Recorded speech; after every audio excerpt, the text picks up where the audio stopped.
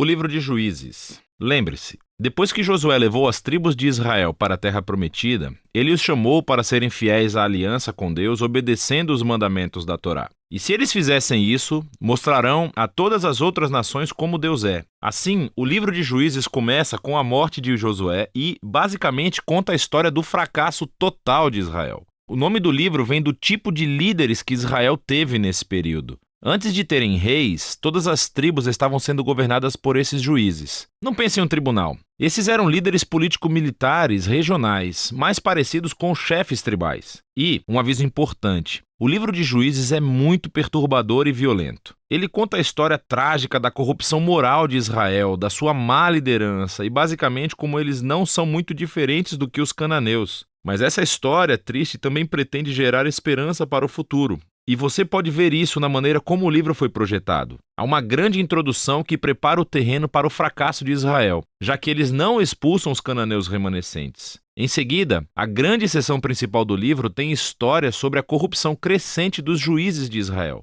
E a progressão aqui mostra como os líderes de Israel vão de muito bons a regulares e de ruim a piores. A seção final é realmente perturbadora e mostra a corrupção do povo de Israel como um todo. Então, vamos nos aprofundar e explorar cada parte um pouco mais. A sessão de abertura começa com as tribos de Israel em seus territórios na Terra Prometida. E quando Josué derrotou algumas das cidades cananeias principais, ainda havia muita terra a ser tomada e muitos cananeus vivendo nessas áreas. E assim, o capítulo 1 apresenta uma longa lista de grupos e cidades cananeias que Israel não conseguiu expulsar da terra. Lembre-se, todo o objetivo de expulsar os cananeus era evitar sua corrupção moral e a sua maneira de adorar os deuses através do sacrifício infantil. Deus havia chamado Israel para ser um povo santo, e isso não acontece. O capítulo 2 descreve como Israel tomou o lado dos cananeus e adotou todas as suas práticas culturais e religiosas. E é bem aqui que a história para. Durante quase um capítulo inteiro, o narrador nos dá uma visão geral de tudo o que está prestes a acontecer no resto do livro.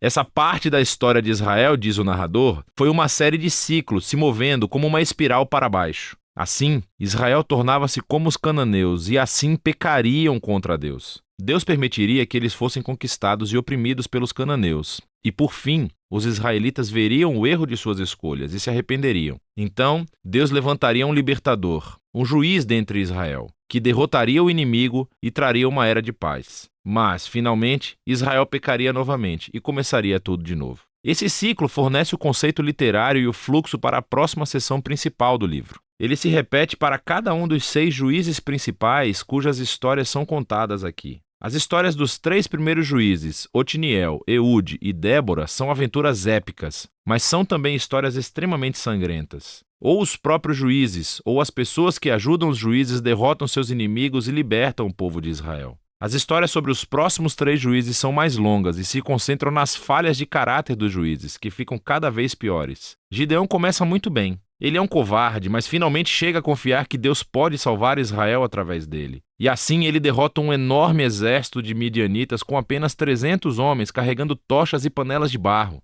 Mas Gideão tem um temperamento desagradável e mata um bando de companheiros israelitas por não ajudá-lo em sua batalha. E tudo começa a piorar. Ele fabrica um ídolo com o ouro que ganhou das suas batalhas, e depois que morre, todo Israel adora o ídolo como um deus, e o ciclo começa novamente. O próximo juiz principal é Jefté, que é uma espécie de bandido mafioso que vive nas colinas. E quando as coisas ficam realmente ruins para Israel, os anciãos vêm até ele implorando pela sua ajuda. E Jefté foi um líder muito eficaz, ele ganhou muitas batalhas contra os amonitas. Mas ele era tão pouco familiarizado com o Deus de Israel que o trata como um deus cananeu e promete sacrificar a sua filha se vencer a batalha. Essa história trágica mostra o quanto Israel caiu. Eles não conhecem mais o caráter do seu próprio Deus, o que leva ao assassinato e à falsa adoração. O último juiz, Sansão, é de longe o pior. Sua vida começa cheia de promessas, mas ele não tem consideração pelo Deus de Israel. Ele era promíscuo, violento e arrogante. Ele obteve vitórias brutalmente estratégicas sobre os filisteus, mas apenas à custa da sua própria integridade. E a sua vida termina em uma corrida violenta de assassinato em massa. Agora, uma nota rápida aqui. Você notará um tema repetido na seção principal do livro. Em momentos-chave, o Espírito de Deus capacitará cada um desses juízes a realizar grandes atos de libertação. O fato de que Deus usa essas pessoas completamente errôneas não significa que ele endossa todas ou até mesmo qualquer uma de suas decisões. Deus está comprometido primeiramente a salvar seu povo, mas tudo o que ele tem são esses líderes corruptos e, por isso, trabalha com eles. Essa sessão inteira é projetada para mostrar o quão ruim as coisas ficam. Você não consegue nem diferenciar os israelitas dos cananeus. E estamos falando apenas dos líderes. A sessão final mostra Israel como um todo chegando ao fundo do poço. Há duas histórias trágicas aqui e elas não são para os fracos de coração. Elas são estruturadas por essa linha, que é repetida 4 vezes no final do livro. Naquela época, Israel não tinha um rei, e todos faziam o que era certo aos seus próprios olhos. A primeira história é sobre um israelita chamado Miqueias, que constrói um templo privado para um ídolo. E ele é saqueado por um exército particular enviado da tribo de Dan. Então eles vêm e roubam tudo. E eles queimam a cidade pacífica de Laís e assassinam todos os seus habitantes. É uma história horripilante. Quando Israel se esquece do seu Deus, o poder e a força consertam as coisas. A história final do livro é ainda pior.